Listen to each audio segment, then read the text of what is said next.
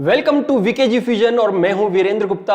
Carbon तथा उसके यौगिक कक्षा 10 के पार्ट 4 में स्वागत है। कार्बन के अपर रूप आज हम शुरू करेंगे और कार्बन के अपर रूप में हम हीरे के बारे में विस्तार से आज जानकारी प्राप्त करेंगे। तो कार्बन के अपर रूप हम शुरू करते हैं। कार्बन के अपर रूप कहते किसे हैं, अपर रूपता क्या होती है, पहले इसको हम समझते हैं अच्छी तरह से। किसी भी तत्व के दो या दो से अधिक रूप जिनके भौतिक गुण तो भिन्न भिन्न होते हैं लेकिन उनके रासायनिक गुणों में समानता होती है, तो ऐसे रूपों को हम अपर रूप कहते हैं और इस गुण को ही अपर रूपता कहते हैं।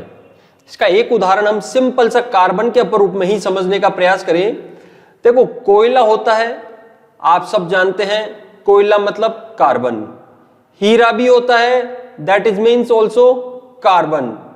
ग्रेफाइट का नाम आपने सुना है, जिससे पेंसिल का निर्माण होता है, वो भी है कार्बन।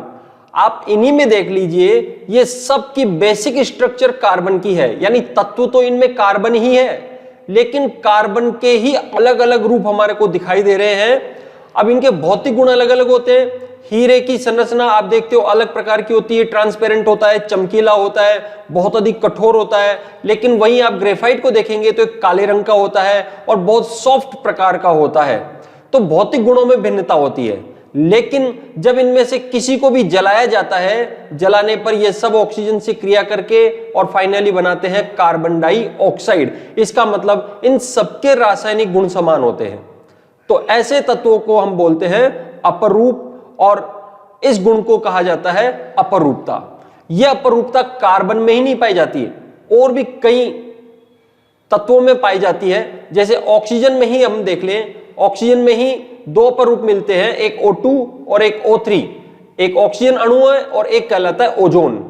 इसी तरह से सल्फर में भी अपर रूपता पाई जाती है। सल्फर में विषम लंबाक्ष सल्फर होता है और एकंताक्ष सल्फर होता है, जिसको हम गंधक भी कहते हैं। तो ज्यादातर तत्वों में अपर रूपता पाई जाती है। परमाणुओं की व्यवस्था बदलते ही उनके भौतिक गुणों में परिवर्तन वहां पर आ जाता है। हम विशेष रूप से यहाँ कार्बन की बात कर रहे हैं। तो कार्बन का वह रूप जिसमें कार्बन परमाणु निश्चित ज्यामिति में, ध्यान रखना, निश्चित ज्यामिति और निश्चित बंद कोण का निर्माण करते हैं, उस कार्बन के रूप को हम बोलते हैं क्रिस्टलीय अपरूप। यानी आपको एक सिंपल सी बात ध्यान रखनी, कार्बन के दो प्रकार के अपर रूप हो गए हैं।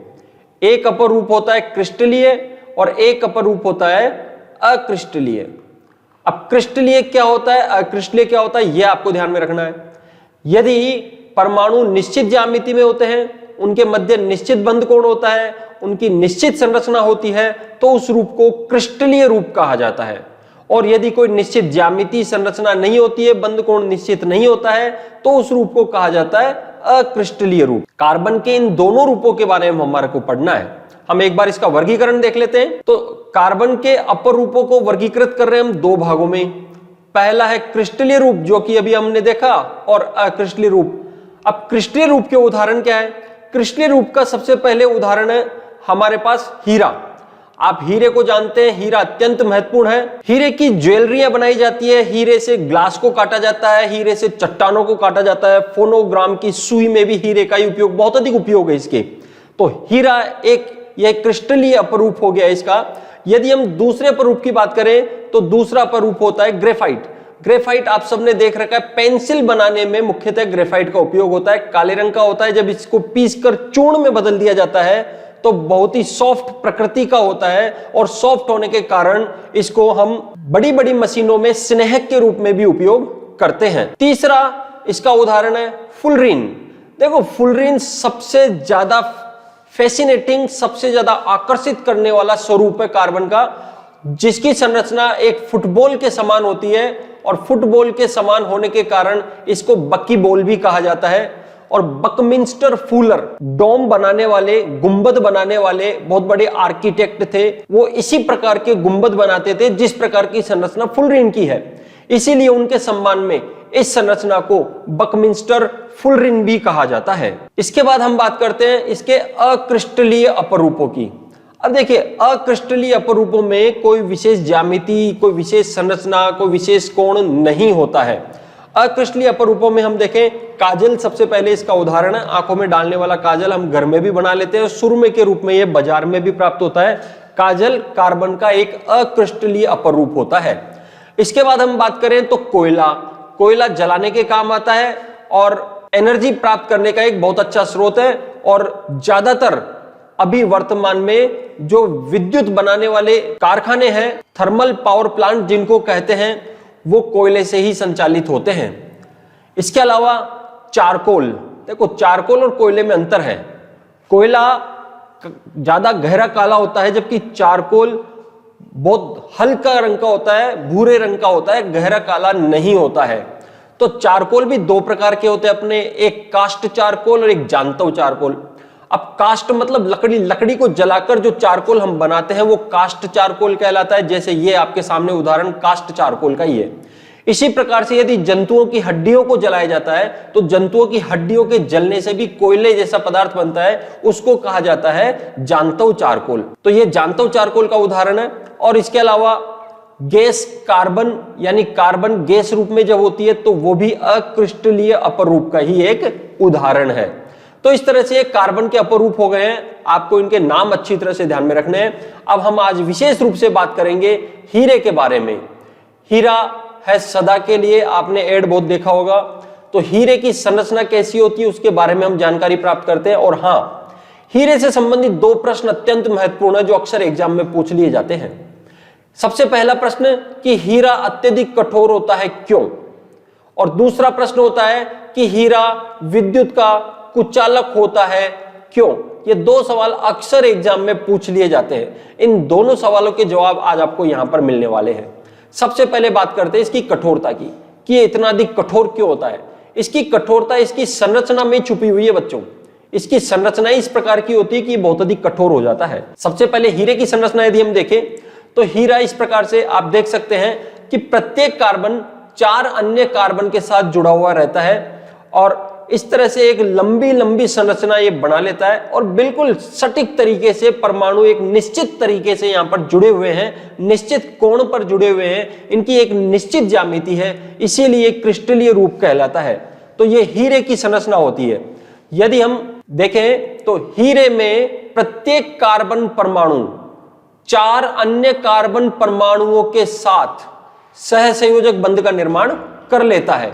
जैसे यहां ये संरचना दी हुई है साइड में, इसमें हम इस कार्बन को देखें तो ये कार्बन देखिए 1, 2, 3 और 4 अन्य कार्बन परमाणुओं से जुड़ा हुआ है। यानी कार्बन की संयोजकता आपको पहले से पता है कि इसकी संयोजकता 4 होती है। इसका मतलब 4 ये बंध बना सकते हैं। हीरे में सिर्फ कार्बन ही है, इसलिए कोई भी कार्बन 4 अन्य कार्बन के साथ सहसंयोजी बंध बनाता है। और ये जो सहसंयोजी बंध बनता है इसकी ये त्रिविमीय चतुष्फलकीय जाल का निर्माण कर लेते हैं। ये सबसे महत्वपूर्ण है, त्रिविमीय चतुष्फलकीय जाल का निर्माण कर लेते हैं। जैसा कि अभी हमने देखा था, इस तरह का एक जाल का निर्माण ये कर लेते हैं। तो त्रिविमीय चतुष्फलकीय जाल का निर्माण कर लेने के कारण ही हीरा अत्यधिक कठोर होता है। तो पहले प्रश्न का आपका ये जवाब हो गया है। दूसरा सवाल है कि ये विद्युत का कुचालक होता है क्यों। आप सब जानते हैं कार्बन के बाहरी कोष में 4 इलेक्ट्रॉन होते हैं और कार्बन 4 ही बंध बना लेता है 4 अन्य कार्बन के साथ, जिसमें प्रत्येक के साथ एक एक इलेक्ट्रॉन की साझेदारी कर लेता है।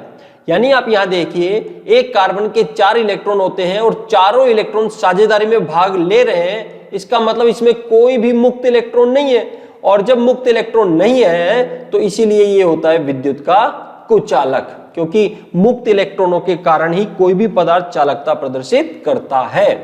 तो इसको लैंग्वेज में हम देखें कि हीरे में प्रत्येक कार्बन परमाणु अपने चारों इलेक्ट्रॉनों से 4 अन्य कार्बन परमाणुओं के साथ बंध का निर्माण कर लेता है, जिससे किसी कार्बन पर मुक्त इलेक्ट्रॉन नहीं होता है। किसी भी कार्बन पर मुक्त इलेक्ट्रॉन नहीं होने के कारण हीरा विद्युत का कुचालक होता है। बहुत आसान बातें हैं और इन्हीं बातों को आपको बार बार मन में गुनगुनाना है और ये झट से आपको याद हो जाएगी।